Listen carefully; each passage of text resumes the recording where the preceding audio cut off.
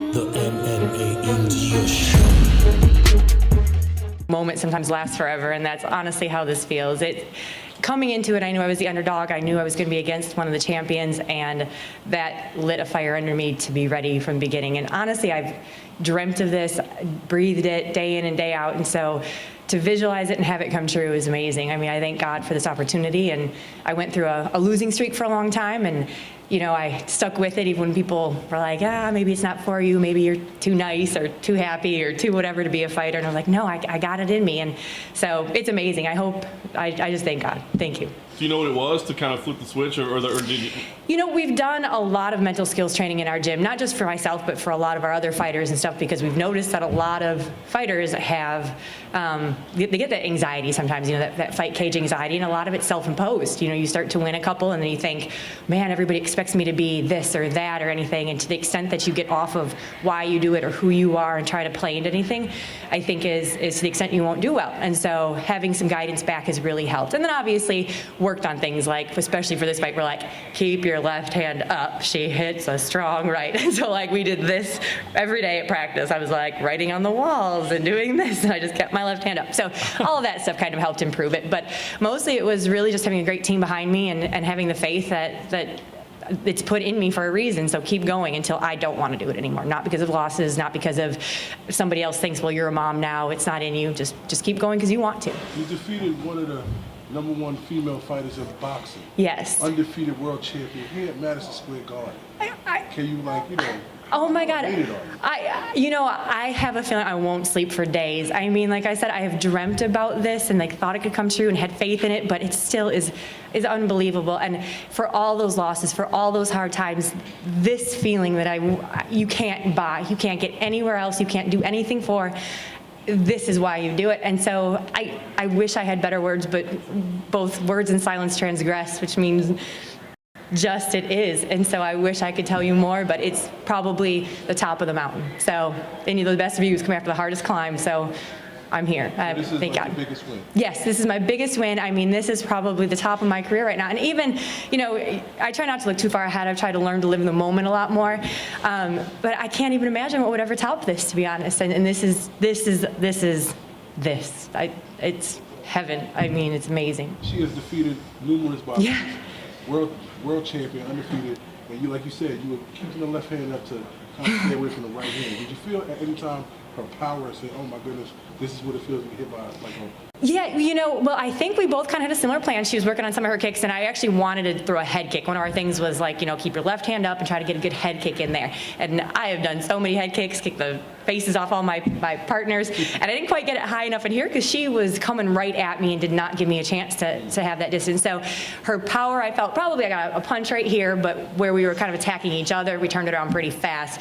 I know she can knock teeth out of people, and I thank God I didn't have to feel that today. But I mean, she's a gamer. I mean, you could see it in her eyes that she was ready for this. So that's what I felt the most, was just like, oh, look at her, she wants to hurt me. And when I got it to the ground, can you speak to the to the ground and pound and the punches? Yep. So one of the biggest mistakes I think a lot of fighters make, and I've made in my past, so I can probably just mostly speak for myself, is rushing those positions. Getting and trying to advance without control first. So we talk about what are things that I've worked on over the years, and that's one of the big ones too. Not getting overextended and getting there, just being like, wait, pause, it's okay. And if you sit there for a moment and the crowd boos, or somebody is in the audience like, well, if I were you, I'd do this. You can't listen to them because, well, they're not me, and they're there. So it was control, and then she was hold on real tight. She's strong, so I just had to be like, you know what?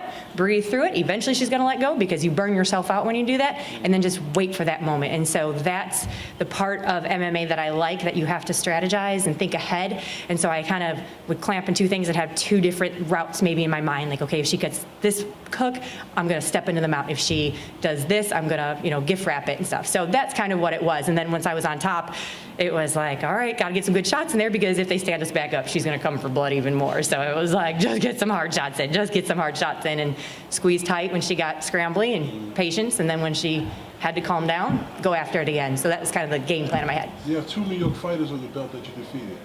Anastasia, Bruce? Bruce, and now Heather Hardy. Yes. Are you looking to like, I just want to dominate all I want to dominate the world. No. I mean, thankfully, one of the nice things we say in our gym, and other people say it too, is iron sharpens iron. And so in our gym, we have our teammates that help us get better because we constantly are making each other better. And if I fight good people, and the Bronx, I mean, especially in New York, is renowned for your fighters. I mean, it really is. I mean, Madison Square Garden is where all the greats have fought and where so many people come from and that. And so if I'm going to compete against people and find out if what I'm doing is right, why not go to the place where they offer some of the best people? New York is it. So here I am. Taylor. Yes, sir. When you went into this fight and you envisioned this fight, did you expect it to be this dominant of a performance? Because it looked pretty easy for you. No, it was not easy. like I said, I mean, we practiced the control. With patience was probably the theme of this fight. So no, I went out with my complete game face on, expected to have to take a cute couple shots and be there. So the fact that, just speaking for myself, that I could do what we practiced, do what we envisioned, it wasn't by any means easy. All the work has been done over these past 6 weeks since I found out about it, day in and day out, nights dreaming about it, that kind of stuff. So when I finally got there, it wasn't easy, but it came more naturally than I had expected. So that part was. You mentioned you were the underdog heading to this fight. Yes, sir. A lot of fans, a lot of media members overlooked you. Do you think Heather might have overlooked you? I don't listen to a lot of my opponents beforehand. I let my coach do all the prep, because in the past I've kind of gotten, I said this in some of my other interviews, you get almost obsessed with your opponent, like what are they doing? And to the extent that I'm thinking about what they're thinking about, I'm not thinking about what I should be doing, what I'm thinking about. So from what I was told, that she was very nice about it and said, she doesn't underestimate me. She knows that I come from an MMA background, so I have more weapons in my arsenal. She is, if you're a gaming person and you have a character, she had like 90% strength in boxing and 10% somewhere else, and I'm like, 40% here and 30% here, 20, so it adds up a little bit different.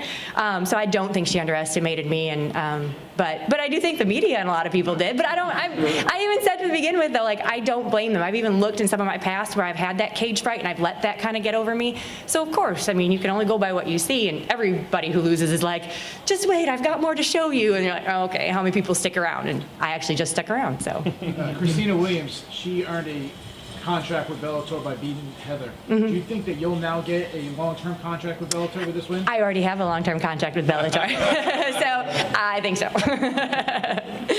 So yes. Hey Taylor. Yes, sir. When it was coming up to the stoppage, did you feel that they should have stopped it a little bit sooner in that sense? Backstage I was watching some of the fights, and one of the things I noticed in the beginning is that the refs were really letting people work. And so that was something that was in my mind to begin with, that okay, they want us to work, they want us to put on a good show, they know we want to be here. In the medicals they ask you ahead of time, they're like, do you want to be here? And we're like, yes, I've signed up for this, I'm not being forced in the black market. So, I'm glad that they let us work, but don't get me wrong, when you are on top and your adrenaline's pumping, and I asked my coach at the end, I was like, how much time was left? He's like, oh, it was like a minute and something. I'm like, I thought it was only like 5 seconds the whole time, because I was like, oh my God, I don't know if I'm gonna be able to do this again. Just keep going, please stop this.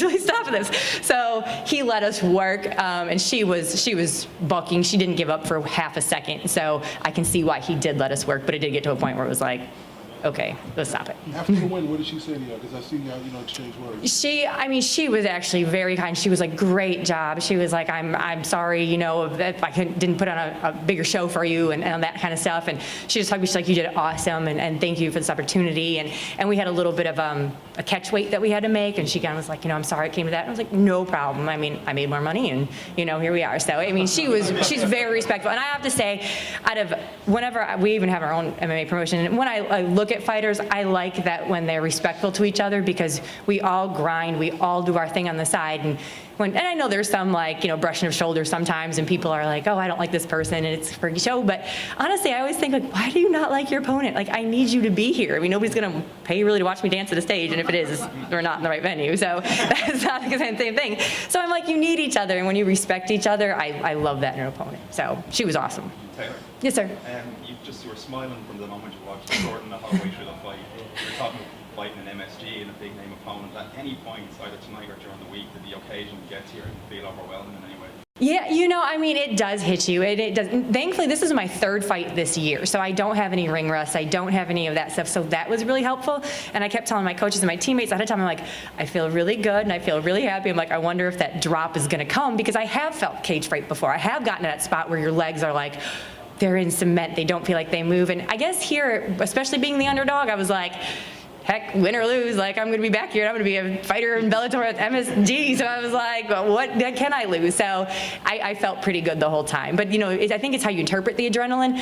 One of the things our coach always talks to us about in our mental skills training is like when you go on your first date or something, like you get the same butterflies. It's just how your brain pushes it, negative or down. And sometimes in the cage you get the same exact adrenaline rush. How do you interpret it? Is it positive or negative? So we get to do it. So we've worked a lot on pushing all the nerves to the positive. So when I was starting to get nervous, I was like, I get nervous at Disney World on the rides, and I get nervous like when my husband kisses me in a good way, so I tried to push all of it in that direction. So. You're welcome. Any other questions? Congratulations. Thank you very much. Thank you all for having me here. I appreciate it. I'm so happy. Do I move?